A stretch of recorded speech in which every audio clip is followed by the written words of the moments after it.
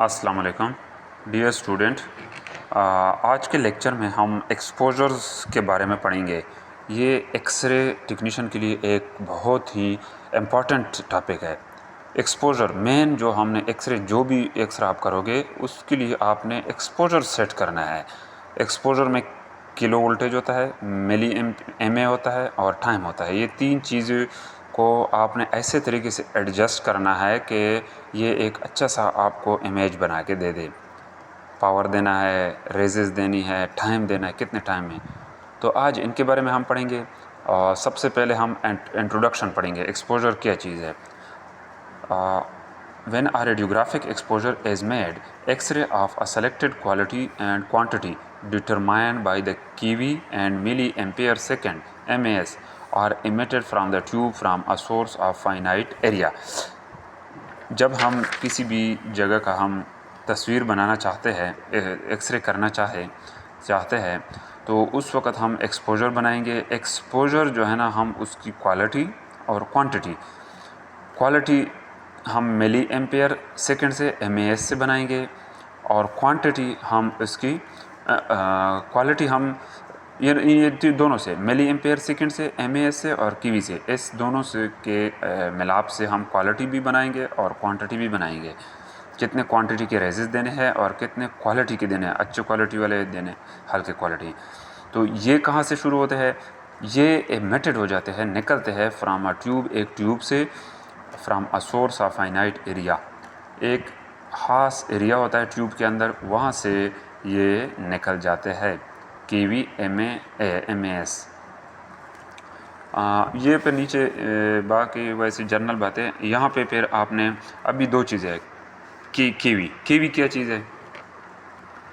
Because of the complex and variable nature of the wave form of the voltage applied to the tube, ये current होता है। केवी असल में चीज़ क्या है? करंट है, जो ट्यूब के अंदर आपकी वेव फॉर्म में इस तरह जाएगी।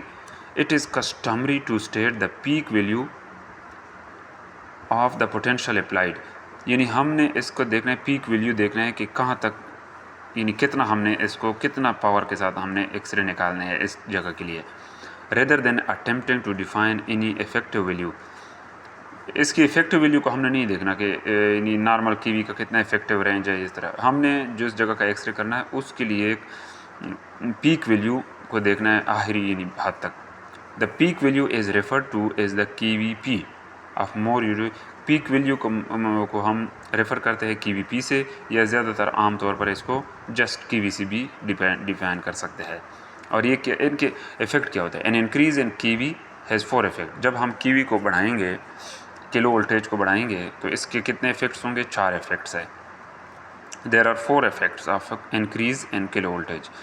Number A, increase in the energy of the beam. जब हम बीम की एनर्जी में इजाफा करते हैं, so that greater film blackening is achieved.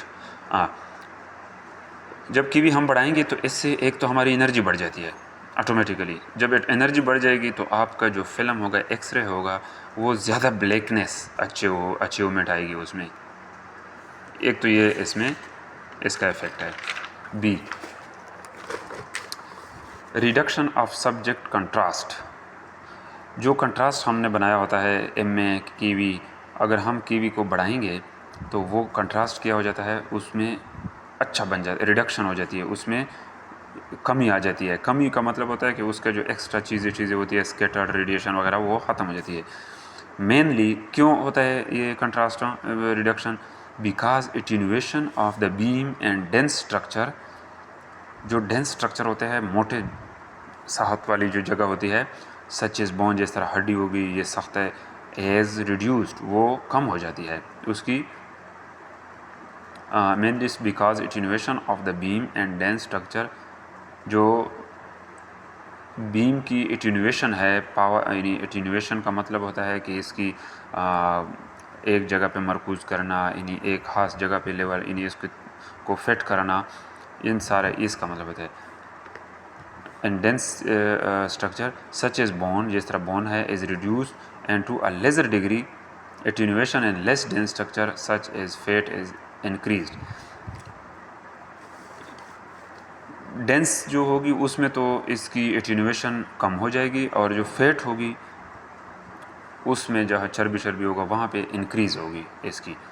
Kiwi जब हम बढ़ाएंगे ना तो फैट जगह पे इसकी बहुत ज़्यादा बन जाती है, क्योंकि बोन सख्त होते हैं वहाँ पे, इसलिए आसान वो ज़्यादा जल्दी पास नहीं हो सकते, इसलिए वहाँ पे एटीन्यूएशन और वो बीम उसकी वो कम हो जाती है। Thus at higher kV level the image contrast is less. Higher kV level पे जो है ना, जो इमेज का जो कंट्रास्ट बनता है वो कम होता है। And a wider range of densities can be visualise. इसमें ज़्यादातर रेंज की जो डेंसिटीज़ है वो नज़र आती है। एंड वन एक्सपोजर, एक सिंगल एक्सपोजर पे।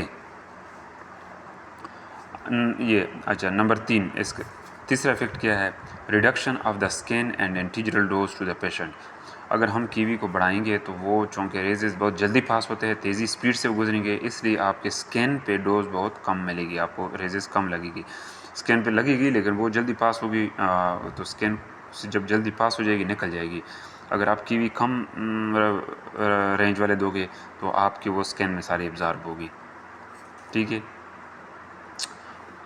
Number D, increase in secondary radiation. आपकी जो सेकेंडरी रेडिएशन है उसमें इजाफा होगा इससे। जब कीवी ज़्यादा तेज़ी से गुजरेगी तो वो फिर स्कैटर हो जाती है। High ratio grade is there for needed.